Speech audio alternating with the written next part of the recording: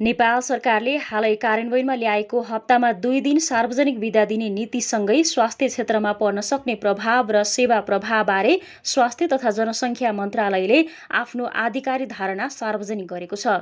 मन्त्री परिषदको निर्णय अनुसार राजपत्रमा प्रकाशित सूचना बमोजिम अब शनिबार र आइतबार 2 दिन बिदा हुने व्यवस्था लागू भएको छ।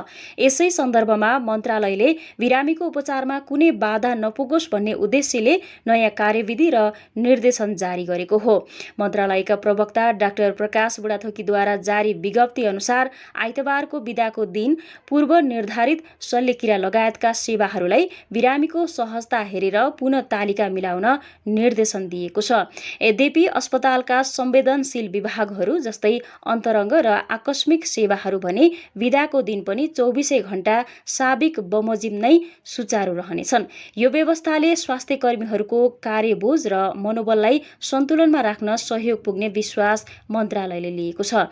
बिदाका दिनमा बिरामीले उपचार नपाएर शास्ति भोग्न नपरोस् भन्नका लागि मन्त्रालयले अस्पतालहरूलाई विशेष सतर्कता अपनाउन भनेको हो।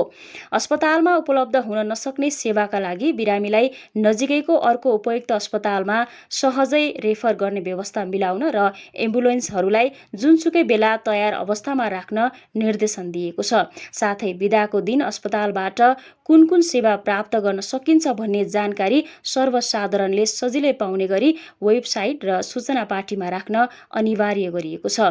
मन्त्रालयले अस्पताल सुधार कार्यविधि 2082 को पूर्ण पालना गर्न सबै स्वास्थ्य संस्थाहरूलाई आग्रह गरेको छ।